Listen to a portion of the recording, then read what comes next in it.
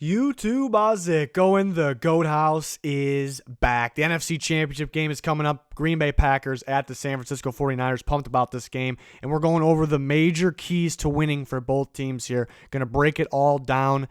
Did the same exact video for the AFC Championship game, so if you haven't seen it, go check it out. We also have straight-up picks with the GOAT House members on the channel. Score predictions on the way. More score predictions on the Patreon. Link in the description for that. Those are from the other guys. And then two channels here at the GOAT House and the GOAT House Plus. Link in the description and the comments. Go ahead and subscribe to both channels. Trying to reach that 40K subscriber goal. Full NFL content, predictions, rankings already getting started on the offseason free agency NFL draft. All year long, full NFL coverage. Please subscribe, click that like button. Check us out on Twitter at GoatHouseNFL. There's a link in the description in the comments as well. Constantly talking NFL and college football on the Twitter. Always talking every single day, even during live games, live tweeting. Check it out. If you don't have a Twitter, go ahead and make one. Give us a follow. It'd be worth it. Let's get on to the major keys of the game. We'll start with the away team, the Green Bay Packers, and we'll go over these major keys in my opinion.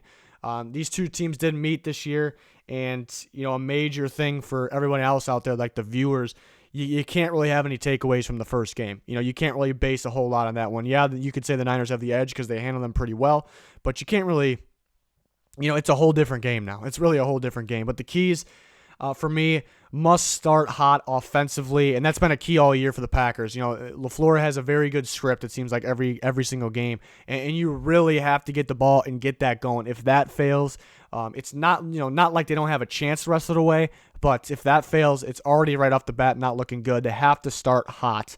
Offensively. It'd be ideal starting with the ball and running down there and scoring, just like the Seahawks game. That's kind of ideal for everybody, even though there's teams that rather start on defense first, which could be the Niners in this case. But the Packers would like to start on offense. They need to get down there. It needs to succeed. The script needs to succeed. Right off the bat. It really does. I think they need to come out passing, which I think they will. It seems like they do in that opening script. The Niners, stop the run first, then they stop the pass. But they do both because they have an excellent pass rush and an excellent secondary. Easier on the secondary when the pass rush is always in the backfield. But come out passing. Something I actually noticed looking back in that Niners-Vikings game is actually the Vikings receivers were actually getting pretty open. It's just the Niners did not allow Kirk Cousins to really have any time. But the Packers have to be confident up that they know their offensive line's good. They know Rodgers is good, checking plays and getting around pressure. So they have to believe that they'll have receivers open. So they have to come out passing right off the bat. I say take shots down the sidelines. Doesn't necessarily have to be early. Anything works early. As long as they're following the script, high tempo. But throughout the game, I'd say take shots down the sidelines because it seems like the middle of the field is just locked down between their linebackers dropping in coverage. They're very good in the middle of the field, and then they have their safeties as well. The sidelines just one-on-ones. You kind of want to favor the one side. You see Weatherspoon or Mosley, one or the other. I think you can take shots on those guys. You're going to have to. They may double Devontae Adams, but I think the sideline is your friend in this game. I think that's kind of the key to gaining those chunk yards, and then you can start kind of running the ball, getting Aaron Jones the ball, and that kind of goes into more Aaron Jones this time. Last time they played, he was in on, I want to say, 51% of the snaps last time. And I know they were down right away, so you'd have to think, okay, yeah, I got to pass a lot more, but number one, Aaron Jones can be involved in that. Number two, they still had a running back out there, and it was Jamal Williams, about evenly to Aaron Jones. Aaron Jones a little more, but Aaron Jones is a much better back, and he's kind of really taken off since then. So I think they realize. So I would like Aaron Jones to be used more. Like I said, come out passing, but Aaron Jones definitely needs to be involved. But you got to stay in the game for him to be involved. And that's why it's really, really key to start off their scoring. And I would like for them to use, Aaron Jones in the passing game a lot, actually. I think, within the flats, 5 yards downfield on the outside, I think that's where you prefer to dump the ball off to him.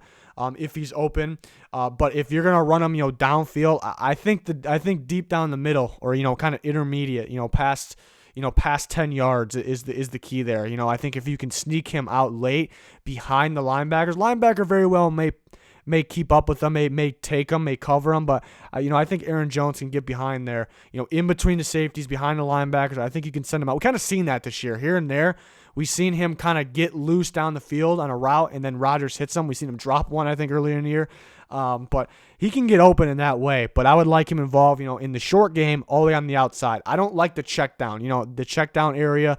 You have the running back go out for, in case there's quick pressure or nobody else is open. There's really no point against the Niners to having the running back do a curl 5 yards downfield. There's really no point against the Niners. They're in front of the linebackers, 0 points. So I don't want to see any of that. I want him, if it's going to be, a check down or short, I prefer it outside near the flats. Sneak them out down the middle behind the linebackers here and there. Full speed ahead. I would like to see that. I would like Sternberger to be more involved. You have to match the Niners' athleticism. Their defense is so athletic, so fast to the ball. And Sternberger, that guy was drafted for a reason. He is a very athletic tight end, and that could be big. It's like another receiver, and that's kind of what you need here. It could be sneaky against the Niners. They'll have Jimmy Graham. Lewis, they'll have those guys, they'll have them locked up. They can still catch the ball because they're good at contested catches for the most part. But I think athleticism is key here. Speed is key here. On top of that, the last time they played, the Niners didn't really see a whole bunch of Sternberger. Really, the NFL hasn't really seen a whole bunch of Sternberger. He got involved last week. I like that. I know he came back from an injury, so that could be the legit reason why he wasn't used that much at this time they played last time or, earlier in the year. I would like for him to be involved more of an athletic threat there. Contain the edge, pretty obvious. It's something that the Packers already do at a very high level with their tackles. You want to be able to roll Rodgers outside. That's kind of always the game plan. Last time they played, they couldn't really do it. Balaga did get hurt in the first quarter. So keeping those guys in the field and then keeping those guys contained so Rodgers could move around. It's pretty obvious. You don't want that pressure getting in, but you also, he needs to be able to move around to make the throws. Stop the run first, force obvious passing downs. It's hard to do. It's easier said than done against the Niners. They have the best offensive system in football. They have the best play calling in football. I really think so. And, they're unpredictable. But they're going to come out running the ball. They're going to want to work this clock. They're going to want to, they're going to trust the run game, and they want things to open up for Jimmy so they can, kind of get those daggers in there, those random, shots. But they're going to want to run the clock, run the ball, and get the Packers exhausted. They want to tire out their defense. It's what the Niners do best, and it's very doable against the Packers defense. And you can run on the Packers. It's gotten better over the year, but you can run on the Packers. So you have to focus on the run. And if you get to those situations where it's 3rd and 4 plus or 3rd and 5 plus, then they're passing. So it's the defense isn't hard when you know what's happening. So then you use your pass rushers. You can use 3 at once because Darius, Smith can move around the inside, the outside, wherever it may be. So that's really that is the main key to the game, but it's pretty much the key to anybody anytime he steps in the field. And then the defense, you got to catch the ball. And I don't really mean that, taking a shot at the Packers. I know Kevin King dropped an easy interception last week. That's really not what I mean. Yeah, he should catch that. Yeah, the Packers defense should catch the ball thrown to him. But it's kind of, I'm saying that because it seems like every game, especially early in games, Garoppolo, a little off target. Sometimes he'll throw the ball at the defense. Like, he'll give you your chances. And teams really, he's thrown some interceptions this year, but teams have not been lucky when trying to get the ball from him. They had their opportunities. They kind of blown those opportunities for the most part. The Packers got some playmakers back there. He will, if the game's close, they will come out throwing at some point. And there's times where, he's been a very good quarterback this year and he's clutch and, but there's going to be throws where they're pickable and you got NFC Championship game against the best NFC team. You got to catch the ball and they'll get the opportunities. Sometimes he does a little staring down of one receiver. That's kind of your opportunity. So the defense, the offense, it can't have one of those games that we've seen during the year. I have a little more trust now, but it can't have one of those games like the Chargers games, like games like that where the offense really can't get anything going. It can't have one of those games, but the defense is really the key. Create those turnovers. That's the number one key. And stop the run first. Because that creates predictable situations. We're moving on to the Niners' keys to the game against the Packers here at home. It sounds stupid, but score first. I kind of said that for a lot of teams in these keys of the game. But, if you score first, then you can play your game. Just run the clock. You have a good group of running backs. Run the clock, run the ball, and that kind of, if you score first, that puts the Packers in a real tough situation, because the games where they succeed, the games where they win, when their game plan goes to plan, it's when they score first. So that'll be right off the bat. Doesn't mean you win, but it's a very, very good sign, really, right off the bat. Run the ball, wear them out. They're going to come out running. They need to. The Packers, watching the Seahawks game, and they were playing lights out, but going into the third quarter, the fourth quarter, the defense was absolutely exhausted. And I know some players were sick, but we're sitting here just a week later. It's only a week later, and I see defenses tired all the time, but out of nowhere like that, without really a running game going for the Seahawks. I know Russell Wilson was running around a bit, but they were absolutely dead. I don't know if I've seen that, in a game like that. They were absolutely exhausted. So that was a big negative for me with the Packers. So running the ball with your group of guys there will wear them out. The Seahawks could do it another way. What Russell Wilson scrambling around, but the Niners need to do it just running the ball, wear them out. Keep the game close. You don't need to blow. It doesn't need to be like the Vikings game where the game is over in the third quarter. It doesn't really need to be like that. Just it can stay close. You can even be down a little bit. Going in the fourth quarter, just running the ball, and you're right where you want them. Doing that, you're right where you want them. Use the committee of backs, but I like Mostert against the Packers. I really do. You look at last time. All the running backs played pretty well. I really liked Tevin Coleman last week, but last time the Packers played, they all ran well. But for some reason, the Packers could not tackle Raheem Mostert. They just could not tackle him. I seen missed tackles like crazy. He has the speed too. I don't know if they really favor one blocking wise. I'm sure they do, but that's kind of what I like about all these guys. I would lean towards more Mostert and Coleman. Coleman coming off a big game last week, but I think this will be their game plan. You split them up. I'm not saying go one guy, but I would favor him. I really think that's the key to wearing them down, and they struggled to tackle him big time last week. It was some of the missed tackles were bad, like they were real bad. So I mean, why not? Why not go for it again? I'd say get Deebo Samuel some carries. He wasn't used much last time they played. I think he's improved since then, but he wasn't really used much. I'm thinking the end arounds, things like that. You even can get some pitches to them. They're very good at pitching the ball. They're fine doing it to their running backs, but I think you can get it's slightly creative, nothing risky. Getting the ball to Deebo in those types of ways. Maybe the forward lateral pass to Deebo. The end arounds. I think those will be keys. Get to the sideline, get to those corners. One-on-one, those corners can tackle, but one-on-one, I like Samuel's vision and elusiveness against those guys. I think he can get some big yards. Jimmy needs to take care of the ball. He really does. Like I was talking about when I was talking about the Packers, out of the quarterback, all very good quarterbacks remaining in the playoffs still. But out of the quarterbacks left, this is the guy that scares me the most in terms of turning over the ball. He'll give you chances. He'll give you chances. We want to limit those chances. He needs to take care of the ball. No staring down receivers. And because he's been doing that a bit, and we're in the NFC Championship game. Teams are game planning for the NFC Championship game. You got to take care of the ball. Do not stare down one receiver.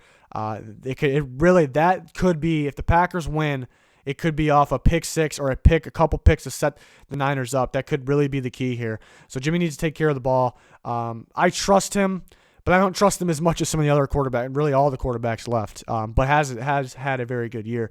You're going to have to double Zadarius Smith if he's on the edge. If he's lining up on the edge, obviously you double him with an offensive tackle and a tight end. George Kittle's a fantastic blocker. He can be involved in that. You need to double him.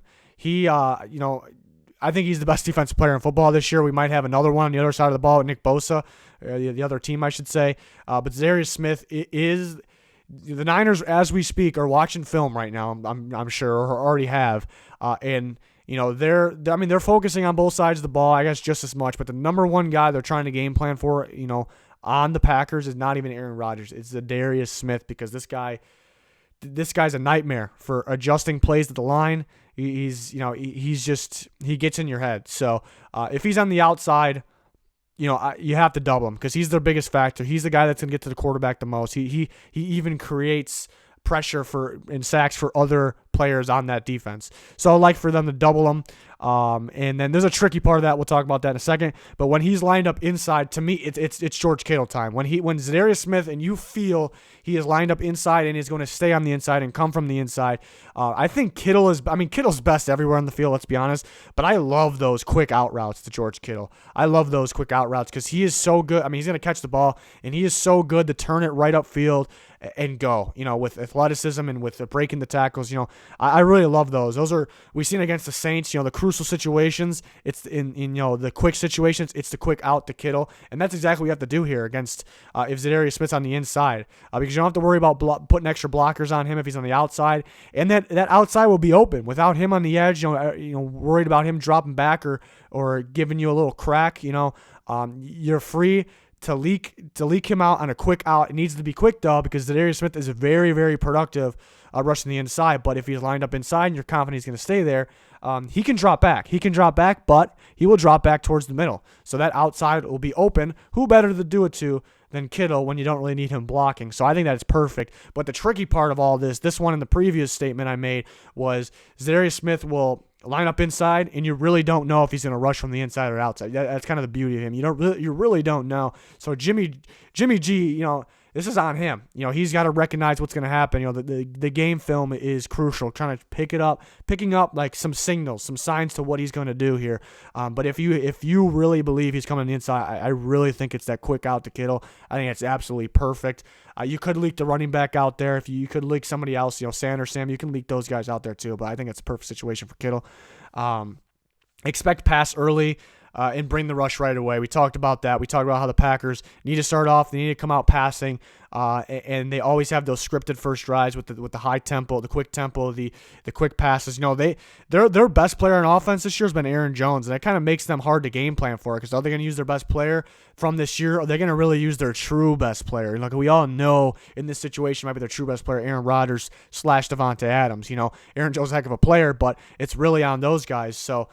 That's why it's tricky, actually, to game plan for them. But when they're scripted, it always comes out that they're coming out firing, and that's what they should do. They'll know that. So you expect the pass, and you bring the rush right away. It's easier, it sounds funny because you would think the guys are always bringing some sort of rush, but it's different if you know they're passing or if you predict they're passing, or you don't know if they're running or whatever. I basically what I'm saying is expect the pass right away. It's kind of what they did last time. And that's why they got a strip sack right away. They were fortunate with the taunting call to set them up, but they did get the strip sack that set them up. That felt like the game right there. It really did. So they did the same thing last time. Maybe the Packers will think, we did it last time, let's come out running. I think that's kind of outsmarting themselves. So it's a tough situation, a very tough situation for the Packers. So the Niners come out expecting to pass. Don't let anybody behind you. Expect the double moves from Davante Adams. I say double Davante Adams and keep safety over the top. I don't mean like double having two guys man on him the whole way. Not at all what I mean. Keep a guy on him in the flat and keep a guy over the top, that being the safety. It really doesn't matter what safety you use, in my opinion, possibly Ward. But he likes those double moves, those quick. I mean, he kept doing pretty similar things to the Seahawks, and they just weren't picking it up. So I think if they keep somebody in the flat, because they like to do the quick outs to him as well, maybe the quick comebacks, about 7-8 yards downfield, when they need the exact 10 yards, they'll go for that. But then he'll get that double move and go. Sometimes sideline, sometimes it's straight down the hashes, so I think, because he's the best receiver on the field, and because he has a very good double move, and that's kind of what they went on last week, but also because that it's obvious the Packers don't have much receiver they got other guys that can be sneaky and that can play, the tight ends are the guys to look out for, but in this game specifically, I think, but it's really Davante Adams heavy offense in the passing game to me, for in crucial situations, as we saw last week. So I think that's why it's key to keep that, so. Yeah, I think it's key to eliminate Davante. I think you eliminate Davante Adams as best you can. Hard to completely eliminate him, but I think that's kind of the key to victory. So all these, are the major key. The obvious one. I think we talked about the obvious ones, but yeah, the Packers, that script can't fail them now. They I guess you can't stop yourself from getting exhausted, but that's something that I worry about, getting tired out. That's why you got to get up. You kind of have to force the Niners to pass. You want them to pass. That's what you want. Some teams, it's not like that. You want to take away the run as best you can. I know the tricky part is for the Packers is, they're kind of their weaker point of their defense is the inside linebackers. That's kind of the weaker point, but that's really not the key. It's really not the key. The defensive line's going to play good. They got to get the pressure when they need to. The secondary, they have to be playmakers, and they do have a playmaking secondary, I think. I think guys like Alexander get their hands on the ball there. So it'll be a good game, much, much closer than the last time. Again, we have our straight up picks already on the channel. Myself and some of the other guys make their predictions for these games, and I have my score predictions on the way. I think both games will be very tight. We'll talk about how tight, what my score predictions are, and the other guys have their score predictions on our Patreon. There's a link in the description for that. Please subscribe to both of our YouTube channels. We really appreciate it. And then go ahead and follow our Twitter, Constant NFL Talk there. Always answering questions there as well. That's going to do it, though. Thanks, everyone, for watching. Goodbye.